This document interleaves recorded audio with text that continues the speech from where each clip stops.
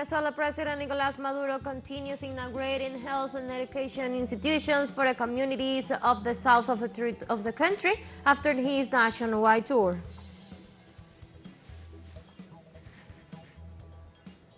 In Palestine, children death toll rise as a 12-year-old boy died from malnutrition and dehydration, in addition to the lack of medical supplies as a result of the ongoing Israeli attack against the Gaza Strip. In South Africa, the African National Congress, the Democratic Alliance, and the Inkatha Freedom Party reached an agreement to form a government.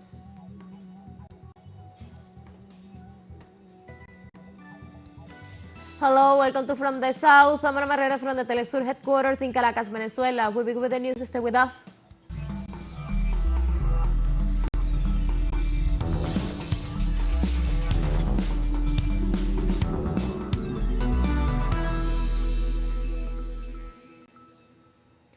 Venezuelan President Nicolás Maduro continues inaugurating health and education institutions for the communities in the south of the country after his nationwide tour. On this occasion, the national president visited Puerto Ayacucho in the state of Amazonas, where he had offered an imagining an oncology room at the Jose Maria Vargas Popular Clinic. The room has the most innovative technology to provide better attentions to oncology patients, guaranteeing the Venezuelan people's right to health. During the activity, the head of state described this achievement as a new victory over the economic blockade imposed by the United States, demonstrating once again that despite more than 930 sanctions, the executive continues to respond to the problems faced by the country in the different areas.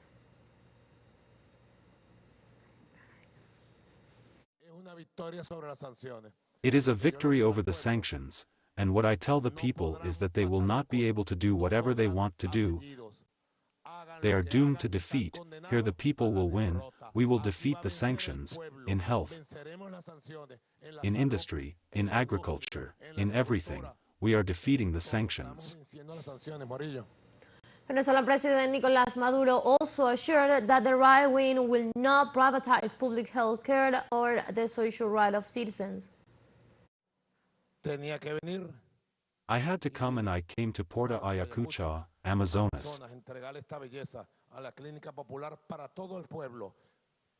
to present this wonderful clinic for all the people, recovering public health.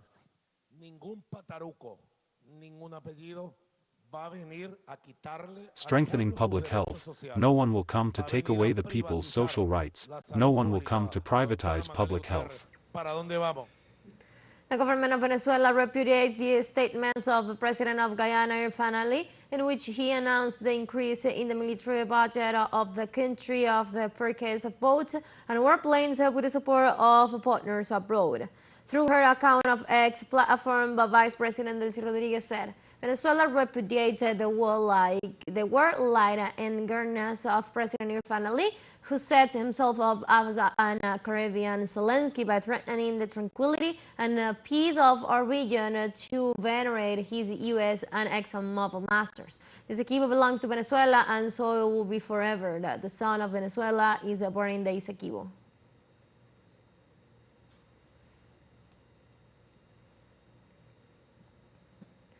And we go to Mexico, where a woman was killed on Friday when the car she was traveling in collided with an advanced vehicle of President-elect Claudia Sheinbaum's team in the northern state of Coahuila.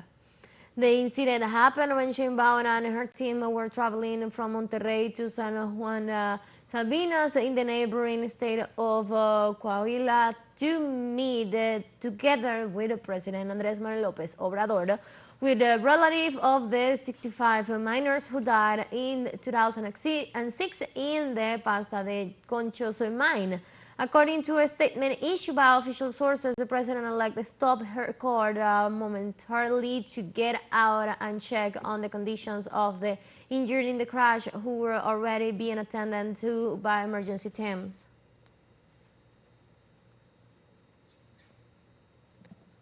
The National Land Agency of Colombia reported this Friday the delivery of land title to 35 families victims of the armed conflict. 809 acres of land were handed over to grow corn, rice, bananas, and beans 27 years after the massacres that took place in the municipality of Ituango in the north of the Department of Antioquia. The beneficiary families for this event perpetrated by paramilitaries in October 22, 1997, which left 15 peasants murdered, 42 houses burned, and more than 1,400 people displaced.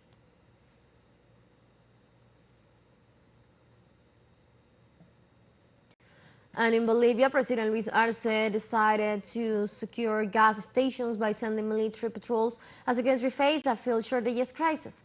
The government has deployed 880 soldiers to 120 gas stations across the country to crack down smuggling actions since June the 12th. Earlier, the harsh situation led to the protests across the country.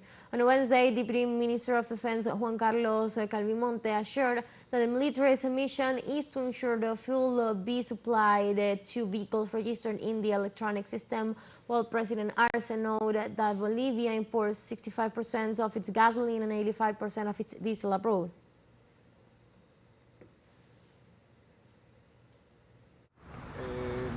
Sometimes I see loadings of 20 or 40 liters and with a permit. That's what causes delays.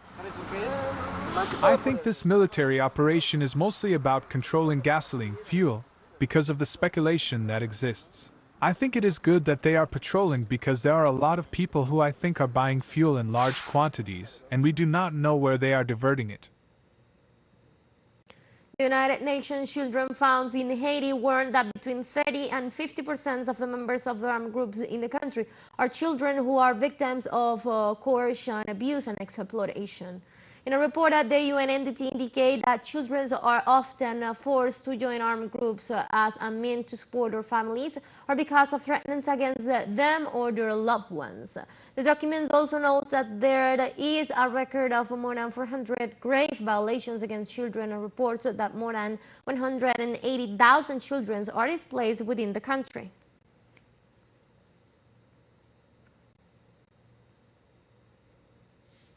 On Friday in Cuba, at the Antonio Guterres thermoelectric power plant located in the provinces of Matanzas, a fire was reported in one of the fuel tanks that feed the plant. According to the local authorities, the fire was controlled and extinguished after 6 hours with no loss of life. The authorities also informed that the cause of these events are still under investigation, but so far there is no suspicion that the fire was arson or intentional. It was also reported that the thermoelectric power plant does not have to stop its operations.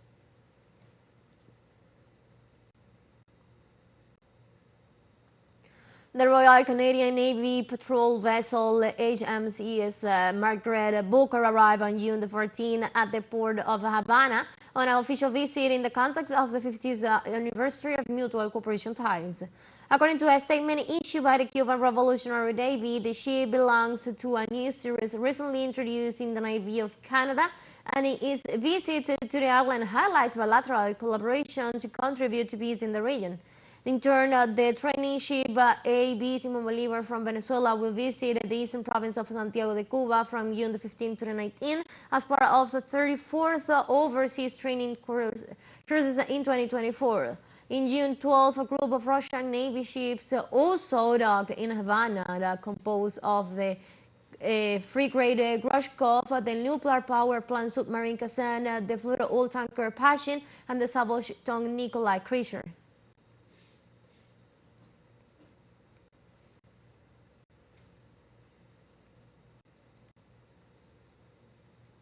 Let's take a very first break, but remember you can now join us on our TikTok account as teleSUR English, where you'll be able to see news in different formats, news updates, and more. Stay tuned for more news.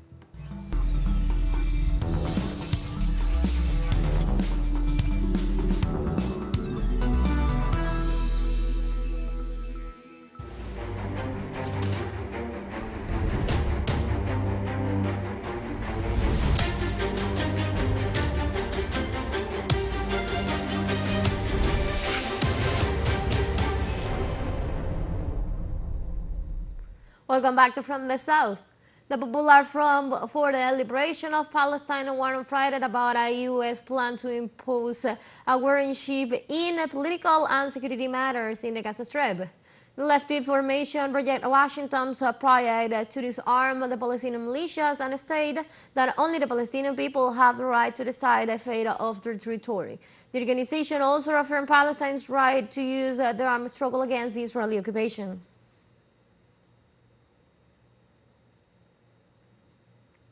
In Palestine, a 12-year-old boy died from malnutrition and dehydration in addition to the lack of medical supplies as a result of the ongoing Israeli side against the Gaza Strip. The death of Mustafa Hijazi brought to 40 the total number of diseases due to the famine-like conditions and the humanitarian crisis affecting the Palestinian population. Meanwhile, the Israeli army continued bombing and raiding several areas of the territory, increasing the humanitarian catastrophe that linked to the death of hundreds of Palestinians lately.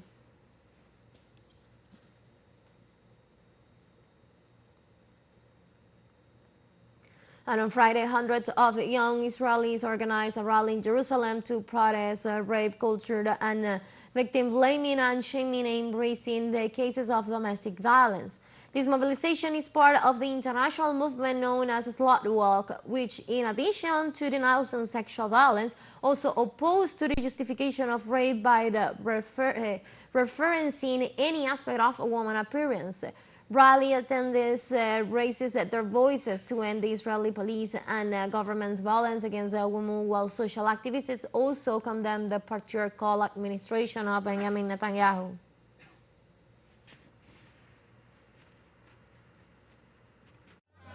I think it was more important than ever. I think that war and the patriarchy are both the result of the same reality, unfortunately. And in this war, we see a lot of violence towards women, and I think we are here to say that we believe every woman that violence against women is never okay, and that it's never our fault. The science says that we have been neglected, that negligence starts in the corridors of the government, and I refer to the negligence of Netanyahu's government that has been impotent for 20 years, and it is doing bad things to Israel in general, to women, and to all of us, and to the Middle East. Not only to us, we have neighbors to consider. And the Russian government reaffirmed its readiness to negotiate an end to its special military operation in Ukraine if certain conditions are met. In this sense, Russian President Vladimir Putin asserts that he is willing to order a ceasefire in Ukraine if it's withdrawn from the occupation areas of Donetsk, Luhansk, Zaporizhia, and Kherson, and abandons its membership application to the North Atlantic Treaty Organization.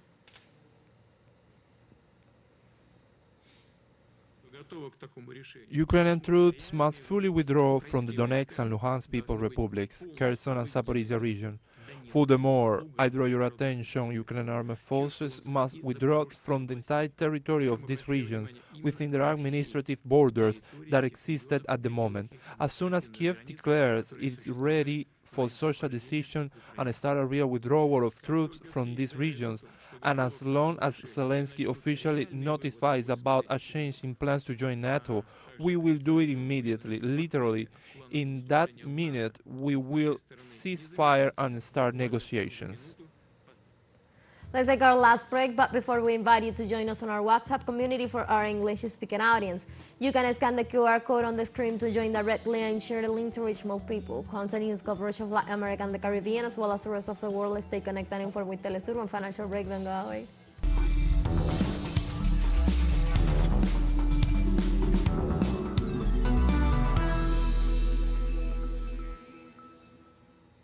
Welcome back. In South Africa on Friday, the African National Congress, the Democratic Alliance, and the Inkatha Freedom Party reached an agreement to form a government. The alliance practically assured that Cyril Ramaphosa will be re-elected as a president of the country. In this sense, the Secretary General of the ruling party held talks regarding a government of national unity with the opposition parties.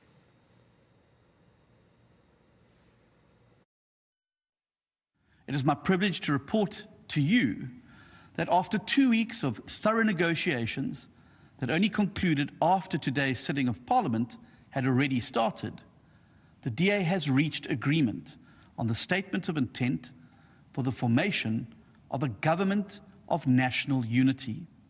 The statement that emerges from the past 2 weeks of intense but very mature negotiations charts a new course for our nation. At the heart of this government of national unity statement is a shared respect and defense of our Constitution and the rule of law, including the Bill of Rights in its entirety.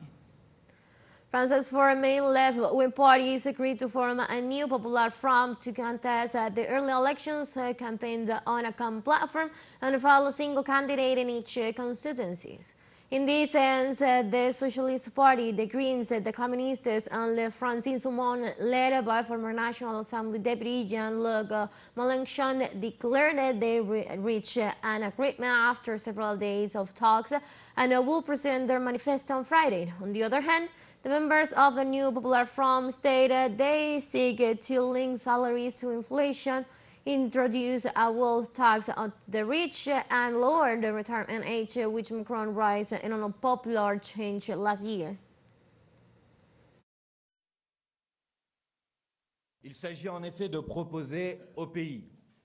It is about offering the country a complete break with the policies of Emmanuel Macron in order to meet the immediate needs of the people and make the ecological break that is now essential. As soon as we come to power, we will decide on measures to freeze food and energy prices to immediately restore the purchasing power of the French. We will also take immediate action to restore a path of peace for France on the international stage, supporting Ukraine in the face of Vladimir Putin's war of aggression and giving ourselves the means to achieve an immediate ceasefire in the face of the ongoing massacre in Gaza. Purchasing power and peace are our top two priorities. On the other hand, Marine Todelier, the National Secretary of the Ecologists, expressed that in this sense, it either the far right or them. Things are very simple. Emmanuel Macron will not have a majority. You know it, we know it, everyone knows it. He made a gamble that he has already lost, because he will not govern with the right, which has chosen to collaborate with the far right. So today, it's either them, the far right, or us. And it has to be us. And it's going to be us. Who never ever fails to deliver.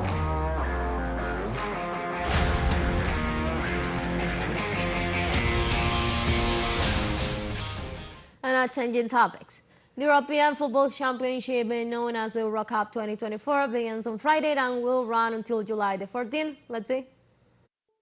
The 2024 edition, which will be held in Germany for the second time, is the 17th edition of the European tournament, which will bring together 24 national teams. The defending champion is the Italian national team, which was crowned champion for the second time in 2021 after defeating England in the penalty shootout series. It should be noted that Germany and Spain are the maximum champions in the history of the European Championship with 3 titles each. On the other hand, it is worth noting that the French team, which has been one of the most successful teams in recent decades, the last time to win the Euro Cup dates back to 1984.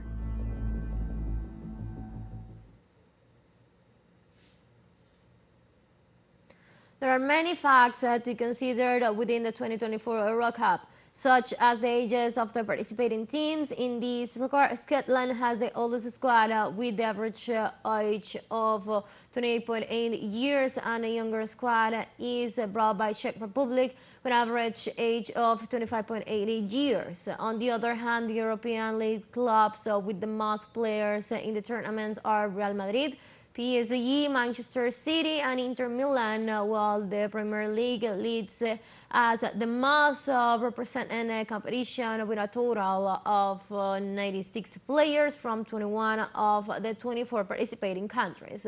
For the host team, Germany, a win will not be an easy feat according to the competition's history. For the last time a host nation won the tournament was France in 1994.